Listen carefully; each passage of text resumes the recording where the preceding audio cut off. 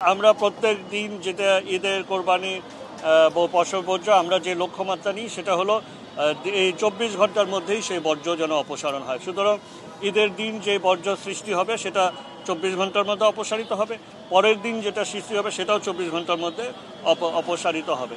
এবং এর সাথে সাথে হাটের বর্জ্য অপসারণের কার্যক্রম চলবে এবং হাটের বর্জ্য আমরা আগের রাত থেকে চাঁদ রাতের মধ্যরাত থেকে আমরা হাটের বর্জ্য অপসারণটা শুরু করব, যাতে করে যেহেতু আমরা জানি যে চাঁদ রাতের পরে গরুর সংখ্যা কমে আসে, বিক্রয় কমে যায়, হাটের পরিধি কমে যায়। সুতরাং আমরা আগের রাতে অগ্রিম শুরু করব, যাতে করে আমাদের কোরবানি পশুর বর্জ্য অপসারণ করতে কোনো রকম বাধা বা প্রতিবন্ধকতার সৃষ্টি না থাকে, বিশেষ করে যে সকল এলাকায় হাট রয়েছে।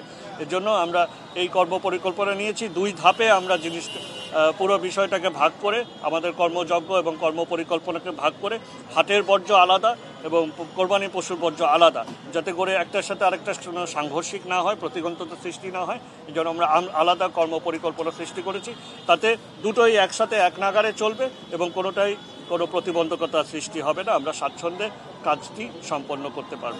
হাটে একটু পরিধি বেড়ে যেতে পারে, কিন্তু আমাদের সার্বক্ষণিক নিয়ন্ত্রণ কক্ষ কেন্দ্রেও রয়েছে এবং প্রত্যেকটা হাটে আমাদের নিয়ন্ত্রণ কক্ষ রয়েছে। আমাদের ভ্রাম্যমাণ আদালত ম্যাজিস্ট্রেট দেওয়া হয়েছে। আমাদের আঞ্চলিক নির্বাহী কর্মকর্তাদের নেতৃত্বে তাদেরকে ম্যাজিস্ট্রেসি ক্ষমতা দিয়ে সেখানে তাদেরকে তদারকির জন্য রাখা হয়েছে।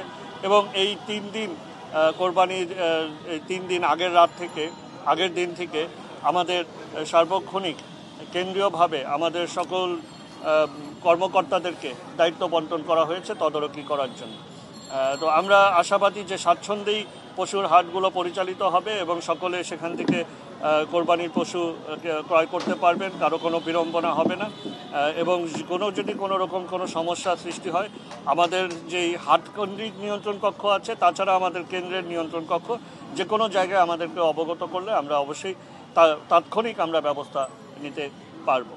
আর এবারে আমরা একটু আমাদের কর্মপরিকল্পনা একটু গতবারের অভিজ্ঞতাগুলো থেকে আমরা প্রত্যেক বছরই আমাদের কর্মপরিকল্পনাকে একটু পর্যালোচনা করে ঢেলে সাজাই। সেই প্রেক্ষিতে এবার আমরা হাটের জন্য আলাদা জনবল, আলাদা কর্মকর্তা এবং আলাদা যানযন্ত্রপাতি সব নিয়োজিত করেছি।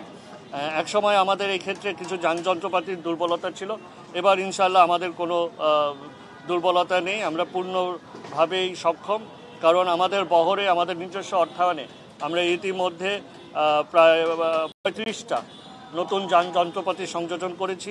25টা 10 টনি ডাম্প ট্রাক ইতিমধ্যে আমরা চালু করে ফেলেছি। আর 10টি পেলোডার বর্জ্য অপসারণে এটি মূল কার্যক্রম নেয়। পেলোডারদের মাধ্যমে আমরা করে থাকি, যেগুলো বর্জ্যগুলো উঠাতে হয়। সেই প্রেক্ষিতে আমাদের নতুন বহরে সংযোজন হয়েছে 10টি নতুন পেলোডার। আরও প্রায় 15টি গাড়ি ডাম্প ট্রাক আমাদের সংযোজন হচ্ছে। তো সুতরাং আমরা এগুলো সবই আমাদের নিজস্ব অর্থায়নে আমরা করেছি এবং এখন আমাদের যানযন্ত্রপাতির বহর অত্যন্ত সমৃদ্ধ। তো আমরা আশাবাদী যে গতবার যেই আমরা ঢাকাবাসীকে যেই সুবিধাটা দিতে পেরেছি বা যেই ভাবে আমরা এই কার্যক্রম বিশাল কর্মযজ্ঞ সম্পন্ন করতে পেরেছি, তার চেয়েও আরও সুন্দর সুষ্ঠুভাবে এবং স্বাচ্ছন্দ্যে আমরা এই কার্যক্রম ইনশাআল্লাহ সম্পন্ন করতে পারব। আমরা প্রত্যেক দিন যেটা ঈদের কোরবানি পশু বর্জ্য আমরা যে লক্ষ্যমাত্রা নিই সেটা হলো এই 24 ঘন্টার মধ্যেই সেই বর্জ্য যেন অপসারণ হয়। সুতরাং ঈদের দিন যে বর্জ্য সৃষ্টি হবে সেটা 24 ঘন্টার মধ্যে অপসারিত হবে, পরের দিন যেটা সৃষ্টি হবে সেটাও 24 ঘন্টার মধ্যে অপসারিত হবে। এবং এর সাথে সাথে হাটের বর্জ্য অপসারণের কার্যক্রম চলবে এবং হাটের বর্জ্য আমরা আগের রাত থেকে চাঁদ রাতের মধ্যরাত থেকে আমরা হাটের বর্জ্য অপসারণটা শুরু করব, যাতে করে যেহেতু আমরা জানি যে চাঁদ রাতের পরে গরুর সংখ্যা কমে আসে, বিক্রয় কমে যায়, হাটের পরিধি কমে যায়। সুতরাং আমরা আগের রাতে অগ্রিম শুরু করব, যাতে করে আমাদের কোরবানি পশুর বর্জ্য অপসারণ করতে কোনো রকম বাধা বা প্রতিবন্ধকতার সৃষ্টি না থাকে, বিশেষ করে যে সকল এলাকায় হাট রয়েছে।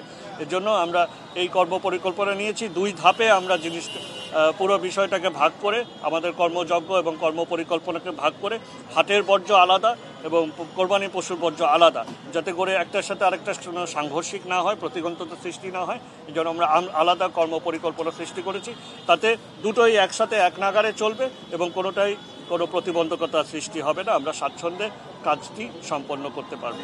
ঈদের জামাত আমি যতটুকু জেনেছি 7:30টার সময় ধর্ম মন্ত্রণালয় থেকে ইসলামিক ফাউন্ডেশনের মাধ্যমে তারা জানিয়েছে, তবে এটা চূড়ান্ত ঘোষণা আসবে ঈদের আগের দিন তারা ঘোষণা দিবে। যেটা এখানে তো একটি জামাত হয়, জাতীয় ঈদগাহে একটি জামাত হবে, সেই জামাতটা ধর্ম মন্ত্রণালয় থেকে যে নির্দিষ্ট সময় সেটা জানিয়ে দেওয়া হবে। তবে এখন পর্যন্ত আমরা যে তথ্য পেয়েছি তাতে 7:30টার সময় ঈদের জামাত জাতীয় ঈদগাহে অনুষ্ঠিত হবে। আমাদের প্রস্তুতি কাজ চলছে। আমাদের 17 তারিখে যেহেতু ঈদ হবে, 16 তারিখের মধ্যেই আমরা সকল কার্যক্রম ইনশাআল্লাহ সম্পন্ন করব। আমরা গত বছরও এই অভিজ্ঞতা আমাদের হয়েছে যে ভারী বৃষ্টি, মুষলধারে বৃষ্টি হয়েছে, আমরা সেটাকে মাথায় রেখেই আমাদের প্রস্তুতি নিচ্ছি। গত বছরও যেভাবে আমরা ঢাকাবাসীকে স্বাচ্ছন্দ্য দিতে পেরেছি, কোনো রকম কোনো বৃষ্টির কারণে কোনো বিব্রতকর পরিস্থিতিতে পড়তে হয়নি এবং তারা অনায়াসেই আবার তাদের গন্তব্যে ফিরে যেতে পেরেছে। সুতরাং আমরা আশা করছি যে আমরা সেভাবেই কার্যক্রম নিব, যাতে করে কোনো বৃষ্টির জন্য কোনো বিব্রতকর পরিস্থিতিতেও পড়তে না হয় এবং স্বাচ্ছন্দ্যের জন্য তারা বাসায় ফিরতে পারে।